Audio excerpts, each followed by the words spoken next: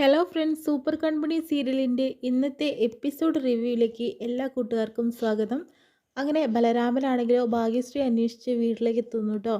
അങ്ങനെ മോളെ നീ എവിടെയാണെന്ന് വിളിച്ചുകൊണ്ടാണ് ചെല്ലുന്നത്. ആ സമയത്ത് ഭാഗ്യശ്രീയെ സുമിത്ര അവിടെ കെട്ടിയിട്ടിരിക്കുകയാണല്ലോ. അത് കാണുന്ന ബലരാമൻ ആകെ ടെൻഷനാവുന്നുണ്ട്. അയ്യോ മോളെ നിനക്ക് എന്ത് പറ്റിയെന്ന് പറഞ്ഞിട്ട് ഓടി ചെല്ലുന്നുണ്ട്. ആ സമയത്ത് രണ്ട് ഗുണ്ടകൾ ചേർന്ന് ബലരാമനെ പിടിച്ചു മാറ്റുന്നു കേട്ടോ. ആ സമയത്ത് തന്നെ വീണ്ടും തന്നെ ഭാഗ്യശ്രീ പറയുന്നുണ്ട്, ഏട്ടാ അവിടുന്ന് രക്ഷപ്പെട്ടോളൂ എന്നുള്ള രീതിയിൽ കണ്ണുകൊണ്ട് ആംഗ്യം കാണിക്കുന്നുണ്ട്. പക്ഷെ അവൾക്ക് സംസാരിക്കാൻ സാധിക്കില്ല, വായ കെട്ടിയിട്ടിരിക്കുകയാണ് കേട്ടോ. ആ ടൈമിൽ തന്നെ സുമിത്ര ബാക്കിൽ നിന്ന് ബലരാമനെ കുത്തുന്നുണ്ട് കേട്ടോ. അത് കാണുന്ന ഭാഗ്യശ്രീ ആകെ തളർന്നു പോയിരിക്കുകയാണ്. പെട്ടെന്ന് തന്നെ ആരാ ബാക്കിൽ നിന്ന് കുത്തിയെന്ന് തിരിഞ്ഞു നോക്കുമ്പോൾ താൻ അമ്മയെന്ന് വിളിച്ച് ഒരാളാണ് തന്നെ ബാക്കിൽ നിന്ന് കുത്തിയെന്ന് മനസ്സിലാക്കുന്ന ബലരാമൻ ആകെ ഷോക്കാവുന്നുണ്ട്. അതിനുശേഷം അവിടെ വീഴുന്നു കേട്ടോ. പിന്നീട് കാണിക്കുന്നത് അനിരുദ്ധൻ്റെയും വരുണിനെയും മാനസയൊക്കെ തന്നെയാണ്. വരുണാണെങ്കിൽ അന്നേ വാണിംഗ് ചെയ്തതാണ്, നിങ്ങളോട് പറഞ്ഞതല്ലേ അങ്ങനെയൊന്നും ചെയ്യണ്ട. ഇപ്പം എന്തായി? ഇപ്പം ചക്കിന് വെച്ചത് കൊക്കിന് കൊണ്ടുവരണ പോലെ കൃഷ്ണനോട് കൺമണിയോടും കളിക്കേണ്ടെന്ന് ഞാൻ പറഞ്ഞതാ. എനിക്ക് മനസ്സിലായി അവരെക്കുറിച്ച്. പക്ഷെ നിങ്ങൾക്ക് ഇനിവരും മനസ്സിലാക്കാൻ സാധിച്ചിട്ടില്ല. എന്താ അനിരുദ്ധ ഈ പറയുന്നത് ചോദിക്കുന്നുണ്ട് കേട്ടോ. നീ എന്താടാ എന്നെ വിളിച്ചിരിക്കുന്നത്? പേരോ? ഇപ്പോൾ യൂണിഫോമിലല്ലല്ലോ. ഇനി അപ്പോൾ നമ്മളെല്ലാവരും ഒരേപോലെ തന്നെയാണ്. ഇനി പേര് വിളിക്കാം എന്ന് പറയാട്ടോ വരുണ്. എന്തായാലും ഇപ്പം എന്തായി? എൻ്റെ പണിയും പോയി. ഇനി 10 വർഷത്തേക്ക് ഇനി പുറംലോകം കാണും വേണ്ട. 10 വർഷമോ? അപ്പോഴത്തേനും കൺമണിയുടെ കല്യാണമൊക്കെ കഴിയുമായിരിക്കും അല്ലേ? അല്ല പിന്നെ നിന്നെ കാത്തുകൊണ്ടിരിക്കുകയാണോ എന്ന് ചോദിക്കുന്നുണ്ട്. ആ സമയത്ത് തന്നെ ദക്ഷ അങ്ങോട്ട് വരുന്നുണ്ട് കേട്ടോ. തനിക്ക് നാണമുണ്ടല്ലോ അനിരുദ്ധ. താൻ ആ യൂണിഫോമിൻ്റെ പേരിൽ ഞങ്ങളെല്ലാവരും നാണം കെടുത്തല്ലേ ചെയ്തത്. ഇത്രയും ക്രൂരത ചെയ്യേണ്ട ആവശ്യമുണ്ടോ ഇവരോടൊപ്പം കൂടിയിട്ട്? താനൊരു പോലീസുകാരനല്ലേടോ? നിയമത്തെക്കുറിച്ച് യഥാർത്ഥമായി തനിക്ക് അറിയില്ലേടോ എന്നൊക്കെ ചോദിക്കുന്നുണ്ട്. മാഡം ഞാനിതിൽ തെറ്റുകാരനല്ല, ഇവർക്ക് വേണ്ടി നിന്നുള്ളൂ എന്ന രീതിയിലൊക്കെ പറയുമ്പോൾ തനിക്കുള്ള ശിക്ഷ വാങ്ങി തരുന്നുണ്ട് ഞാനെന്ന് പറയുന്നുണ്ട് കേട്ടോ. അതിനുശേഷം തന്നെ വരുൺ പറയുന്നുണ്ട്, മാഡം എനിക്ക് കൺമണി വിവാഹം കഴിച്ച് തന്നിട്ടുണ്ടായിരുന്നെങ്കിൽ ഈ ഒരു പ്രശ്നങ്ങളൊന്നും തന്നെ ഉണ്ടാവില്ലായിരുന്നു. പക്ഷെ അതിനാരും തയ്യാറായില്ല. നീ ഒരു സൈക്കോ ആണ്. നിനക്ക് ആ പെൺകുട്ടിയെ കല്യാണം കഴിച്ച് തരണോടാ. നിനക്ക് എന്ത് ധൈര്യം ഉണ്ടാകും പറയാനായിട്ട്? നിനക്ക് ഞാൻ ശരിയാക്കി തരാൻ പറഞ്ഞിട്ട് ചെകിട്ടത് നോക്കി ഒന്നാണ്ട് പൊട്ടിക്കുന്നുണ്ട് കേട്ടോ. ആ സമയത്ത് മാഡം എന്തേ കാണിച്ചത്? പിന്നെ നീ കൺമണിയുടെ പുറകെ നടക്കൽ ഇന്നത്തോടുകൂടി അവസാനിപ്പിച്ചോ, അല്ലെങ്കിൽ നിന്നെ ഞാൻ ശരിയാക്കി തരും. നീയൊന്നും പുറം ലോകം കാണില്ല, എനിക്കറിയാം എന്താ ചെയ്യേണ്ടതെന്ന രീതിയിലൊക്കെ ദക്ഷ പറയുന്നുണ്ട്. ആ സമയത്ത് തന്നെ അവിടേക്ക് ജയമോഹനും അതുപോലെ തന്നെ ഹേമയും വരുന്നുണ്ട് കേട്ടോ. മാഡം എൻ്റെ മോള് എന്നൊക്കെ ചോദിക്കുന്നുണ്ട്. ആ സമയത്ത് തന്നെ അവിടുത്തെ ഒരു കോൺസ്റ്റബിളിനോട് സംസാരിച്ചുകൊണ്ടിരിക്കുകയായിരുന്നു ദക്ഷ. കാരണം പെട്ടെന്ന് സ്റ്റേറ്റ്മെൻറ്റിൻ്റെ കാര്യങ്ങളൊക്കെ എന്തായി, പെട്ടെന്ന് തന്നെ ഇവരെ അറസ്റ്റ് ചെയ്ത് കൊണ്ടുപോകണമെന്ന് പറയാട്ടോ ചെയ്യും. ഹേമയും ജയമോഹനും വന്നതിന് ശേഷം തന്നെ മാഡം നിങ്ങളെ മാനസയുടെ അച്ഛനും അമ്മയാണല്ലേ?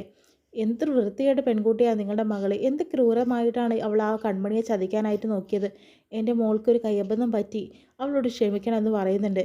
അവളൊരു പെൺകുട്ടിയല്ലേ, അതുപോലത്തെ ഒരു പെൺകുട്ടി തന്നെയല്ലേ കൺമണിയും. അവളെ ചതിക്കാൻ നോക്കിയേ ഇവളെങ്ങനെ ഞാൻ വിട്ടയക്കണം എന്നാണ് പറയുന്നത്. വലിയൊരു കുറ്റമല്ലേ ഇവൾ ചെയ്തുകൊണ്ടിരുന്നത്. പാവം അവളല്ലേ ഇപ്പോൾ അകത്താകേണ്ടതെന്നൊക്കെ ചോദിക്കുന്നുണ്ട് കേട്ടോ. അപ്പോൾ സമയത്ത് തന്നെ ഇവളുടെ മനസ്സിൽ അങ്ങനെ ക്രിമിനൽ ബുദ്ധിയാണ്. ഒരുപക്ഷെ നാളെ നിങ്ങളെയും ഇവൾ അപായപ്പെടുത്താൻ ശ്രമിക്കും.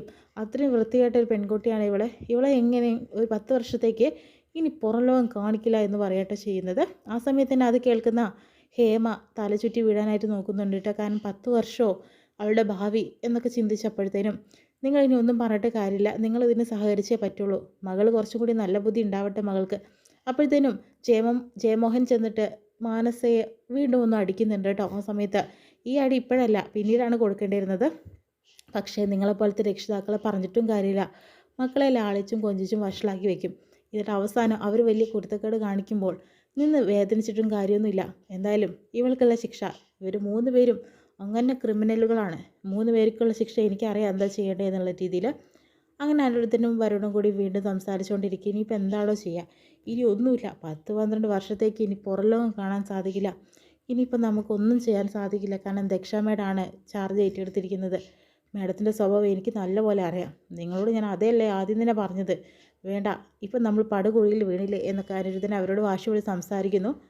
പിന്നീട് ബലരാമനെയാണെങ്കിലോ കുത്തേറ്റ് കിടക്കല്ലേ കേട്ടോ. ആ സമയത്ത് തന്നെ സുമിത്ര എണീറ്റ് ഇരുത്തുന്നുണ്ട് കേട്ടോ. ആ സമയത്ത് തന്നെ ഭാഗ്യശ്രീ പറയുന്നുണ്ട്, എൻ്റെ ഏട്ടനെ ഒന്ന് ഹോസ്പിറ്റലിൽ കൊണ്ടുപോകാമേ എന്നൊക്കെ പറയുന്നുണ്ട്. ഓ നിനക്ക് അമ്മയെന്നൊക്കെ വിളിക്കാൻ അറിയോടി? നിൻ്റെ ഏട്ടൻ ഈ ചോര വാർന്ന് മരിക്കട്ടെ ഇവിടെ കടന്നിട്ട്. അയ്യോ ഏട്ടനൊന്നും സംഭവിക്കാൻ പാടില്ല. ഇവൻ എന്നെ ചതിക്കാൻ നോക്കി. ഇവനിപ്പോൾ ഞാൻ ചതിച്ചു. ഇനി കണ്ടോ എന്താ വരാൻ പോകുന്നതെന്നുള്ളത്. എൻ്റെ ഏട്ടനൊന്ന് കൊണ്ടുപോകാമേ എന്ന് വീണ്ടും വീണ്ടും അപേക്ഷിക്കുന്നുണ്ട് കേട്ടോ, കാലിൽ പിടിച്ചിട്ട്. ആ സമയത്ത് തന്നെ നീ ഇനി എനിക്ക് വേണ്ടി എന്ത് ചെയ്യും? ഇവർ ഹോസ്പിറ്റലിൽ കൊണ്ടുപോയി ആക്കിയിട്ടുണ്ടെങ്കിൽ എന്ന് ചോദിക്കുമ്പോഴത്തേനും അമ്മ എന്ത് പറഞ്ഞാലും ഞാൻ അതനുസരിക്കാം. ഉറപ്പാണോ? ഉറപ്പാണ്. എന്നാൽ നിങ്ങൾ രണ്ടുപേരും എൻ്റെ അടിമകളായിരിക്കും എന്ന് പറയുന്നു. എന്തൊരു സ്ത്രീയാണ് നിങ്ങൾ? എന്തൊരു ദുഷ്ടപ്രവൃത്തിയാണ് നിങ്ങളുടെ മനസ്സ് മൊത്തം? എന്തിനാ ഇങ്ങനെയൊക്കെ ചെയ്യുന്നതെന്ന് ചോദിക്കുന്നുണ്ട്. മര്യാദയ്ക്ക് ഞാൻ പറഞ്ഞതനുസരിക്കാൻ പറ്റുമോ ഇല്ലയോ എന്ന് ചോദിക്കുന്നുണ്ട്. ചെയ്തോളാം, പക്ഷേ എൻ്റെ ഏട്ടനെ എത്രയും പെട്ടെന്ന് നിന്ന് കൊണ്ടുപോകുമെന്ന് പറയുന്നു കേട്ടോ. അങ്ങനെ ആ ഗുണ്ടകളെ വിളിച്ചിട്ട് ഇവനെ പെട്ടെന്ന് തന്നെ ഫസ്റ്റ് എയ്ഡ് കൊടുക്കുമെന്ന് പറയുന്നു. ഫസ്റ്റ് എയ്ഡ് കൊടുത്താൽ പോരാ, ഏട്ടനെ ഹോസ്പിറ്റലാക്കണം. നിൽക്കട്ടെടി, കുറച്ച് കഴിയട്ടെ. ഇപ്പം അങ്ങനെ കൊണ്ടുപോയാൽ വലിയ കേസാവില്ലേ? കുറച്ച് കഴിഞ്ഞിട്ട് കൊണ്ടുപോകാം. മാത്രമല്ല ഹോസ്പിറ്റലും ഡോക്ടറും ഒക്കെ ഇപ്പം ഇങ്ങോട്ട് വരില്ലേ എന്ന് പറയുന്നുണ്ട്. അതിനുശേഷം തന്നെ വീണ്ടും അനിരുദ്ധനെയും വരുണിനെയും മാനസയൊക്കെ അങ്ങനെ വിലങ്ങ് വെച്ചിട്ടുണ്ടായിരുന്നു. അതിന് സമയത്ത് കൃഷ്ണ അങ്ങോട്ട് വരുന്നുണ്ട്. നിൻ്റെ ഈ മനസ്സ് എനിക്കിപ്പോൾ ഇപ്പോഴാണ് ഈ മനസ്സിലായത്. എത്ര പറഞ്ഞിട്ടും ചെയ്തിട്ടും നീ ഒരിക്കലും പഠിക്കില്ല. നിനക്കിത് തന്നെ വേണം. കുറച്ച് കാലം നീ അകത്ത് കിടക്ക്, നന്നാവുമെന്ന് നോക്കാലോ എന്ന് കൃഷി പറയുന്നുണ്ട്. അങ്ങനെ കൺമണിയും പറയുന്നുണ്ട്, എന്നെയും കൃഷിത്താരെയും കൂടി ചതിക്കാൻ നോക്കിയത് എനിക്ക് ഇതിനേക്കാൾ വലിയ ശിക്ഷ നീ എന്ത് തരാനടി? ഇനി അടങ്ങി ഒതുങ്ങി ജീവിച്ചോണം എന്ന് പറയുന്നുണ്ട്. ആ സമയത്ത് തന്നെ മാനസികം ദേഷ്യം വരുന്നുണ്ട് കേട്ടോ. നീ എന്താ എന്നെ ലഹരി കേസിൽ അകത്താക്കാൻ നോക്കിയടി? എൻ്റെ ലഹരി ക്രിസ്സാറാണ്, ക്രിസ്സാൻ്റെ ലഹരി ഞാനും. അപ്പോൾ പിന്നെ ഞങ്ങൾ എങ്ങനെ നിനക്ക് അകത്താക്കാൻ പറ്റും? ഞാൻ ജീവനോടുള്ളിടത്തോളം കാലം എൻ്റെ കൃഷ്ണനെ ഒരു സംഭവിക്കാൻ ഞാൻ സമ്മതിക്കില്ലടി. എത്രയും പെട്ടെന്ന് നിനക്ക് ഞാൻ കാണിച്ചു തരാം, നീ കണ്ടോ എന്ന രീതിയിലൊക്കെ മാനസികം സംസാരിക്കുന്നുണ്ട്. നിനക്കിങ്ങനെ സുഖമായിട്ട് ജീവിക്കാൻ സാധിക്കില്ല. നീ എന്തായാലും എൻ്റെ കയ്യിൽ തന്നെ കിട്ടുമെന്ന് മാനസികം പറയുന്നുണ്ട്. നോക്കടി, നിനക്ക് ഞാൻ കാണിച്ചു തരാമെന്ന് മാനസികം കൺമണിയോട് അവിടെ വാക്കുതർക്കത്തിൽ ഏർപ്പെടുന്നുണ്ട്. ആ സമയത്ത് തന്നെ മാനസ പറയുന്നുണ്ട്, നിൻ്റെ താലി ഞാൻ പൊട്ടിച്ചെറിയോടി എന്നൊക്കെ പറഞ്ഞിട്ടാണ് ഒരു ശബ്ദം പോലെ പറഞ്ഞിട്ടാണ് മാനസ അങ്ങ് പോകുന്നത് കേട്ടോ. ആ സമയത്ത് കേൾക്കുന്ന കൺമണിക്ക് വലിയ സങ്കടമാകുന്നുണ്ട്. സർ, ഈ താലി ഇല്ലെങ്കിൽ കൺമണിയില്ല. അങ്ങനെ പറയല്ലേ കൺമണി, ഈ താലി ഇല്ലെങ്കിൽ കൃഷിയില്ലല്ലോ, പിന്നെന്താ? അതിനൊന്നും പറഞ്ഞിട്ട് കാര്യമില്ല, അവളുടെ വാശിക്ക് പറഞ്ഞതല്ലേ. നീ അതൊന്നും കാര്യമാക്കണ്ട.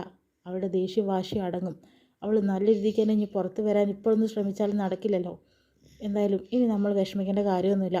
ആ സമയത്ത് ഹേമയും അതുപോലെ ജയമോഹൻ അങ്ങോട്ട് വരുന്നുണ്ട്. മോളെ, അപ്പോൾ ഇതിന് കൺമണിക്ക് വിഷമം കേട്ടോ അവരെ കാണുന്നത്. ആൻറ്റി, ഇനിയിപ്പോൾ എന്നോട് ക്ഷമിക്കണമെന്ന് പറയുന്നുണ്ട്. മോളെ, അവളൊരു പെൺകുട്ടിയല്ലേ, അവളുടെ ഭാവിയെല്ലാം ഇല്ലാതാക്കി നിങ്ങളോട് അവൾ ക്രൂരതമായ മനസ്സുകൊണ്ടാണ് എല്ലാം ചെയ്തത്. പക്ഷേ അവളൊരു പെൺകുട്ടിയല്ലേ, അവൾക്ക് കുറച്ച് ഇളവ് കൊടുത്തുകൂടെ കൃഷി എന്ന് പറയുന്നുണ്ട്. ഇല്ല അങ്കിൾ, ഇനിയൊരു കോംപ്രമൈസിന് ഞങ്ങൾ തയ്യാറല്ല. കുറച്ച് കാലം അകത്ത് കിടക്കട്ടെ, ബുദ്ധിയൊന്ന് മാറി നല്ല രീതിക്കൊന്ന് വരട്ടെ, അതിനുവേണ്ടി നമുക്ക് വെയിറ്റ് ചെയ്യാം. എന്തായാലും കേസ് കൊടുക്കുന്നതിൽ ഒരിക്കലും ഇനി വിട്ടുവീഴ്ചയില്ല എന്നും പറയുന്നുണ്ട് കേട്ടോ. പിന്നീട് നമ്മുടെ കഥയിലൊരു പുതിയ അതിഥിയാണ് വരുന്നത്. മീര എന്നാണ് പേര്. അതിനുശേഷം അവൾ ഡോക്ടറൊക്കെയാണ് കേട്ടോ. ആ സമയത്ത് തന്നെ മീരയെ കാണിക്കുന്നുണ്ട്. ആ സമയത്ത് തൻ്റെ കൂടെ വർക്ക് ചെയ്യുന്ന ഒരു ഫ്രണ്ട് വരുന്നുണ്ട് കേട്ടോ, മീര എന്ന് വിളിച്ചിട്ട്. മീര ഒരാഴ്ചത്തേക്ക് ലീവാണെന്ന് പറയുന്നു. എന്താ കാര്യം? പിന്നെ അർജൻറ്റായിട്ടുള്ള എമർജൻസി കേസുകളൊക്കെ എനിക്കാണ് തന്നിരിക്കുന്നത് സൂപ്പറായിട്ട്. എന്തു പറ്റി ഒരാഴ്ച ലീവാക്കാൻ സാധ്യത എന്ന് ചോദിക്കുമ്പോൾ, അതായത് എന്നെ പെണ്ണ് കാണാൻ വരുന്നുണ്ട്, ഒരാഴ്ച ഞാൻ ആ ലീവാണ്. എന്തായാലും അച്ഛൻ എന്തായാലും എൻ്റെ കല്യാണം കഴിപ്പിക്കാനുള്ള തീരുമാനത്തിലാണ്. മാത്രമല്ല ഞാനും ചെക്കനും നാളെ കാണാനായിട്ട് പോകുന്നു. മാത്രമല്ല അച്ഛനാണെങ്കിൽ എൻ്റെ വിവാഹം കഴിക്കാൻ ഒരു ധൃതി കൂട്ടിക്കൊണ്ടിരിക്കുകയാണ്. 30-35 വയസ്സാവട്ടെ എന്ന് ഞാനും കരുതി. പക്ഷേ അതിന് സമ്മതിക്കാൻ നിങ്ങളെ വിളിച്ച് ശല്യപ്പെടുത്തിക്കൊണ്ടിരിക്കുകയാണ് അച്ഛൻ. ഇനിയിപ്പോൾ നോക്കിയിട്ട് കാര്യമില്ലല്ലോ. പെട്ടെന്ന് തന്നെ ഇനി അതൊക്കെ നടക്കട്ടെ, അച്ഛൻ്റെ ആഗ്രഹം പോലെ നടക്കട്ടെ എന്ന് പറയുന്ന ആ സമയത്താണ് ഗോപാലൻ വരുന്നുണ്ട് കേട്ടോ. മീരമോളെ എന്ന് വിളിക്കുന്നുണ്ട് കേട്ടോ. ആ സമയത്ത് അവളുടെ മുഖം ഒന്ന് കാണണം. ഒരു നെറ്റലോട് കൂടി തന്നെയാണ് തിരിഞ്ഞു നോക്കുന്നത് കേട്ടോ. ഇത്രയും കാണിച്ചുകൊണ്ടാണ് എപ്പിസോഡ് വിശേഷം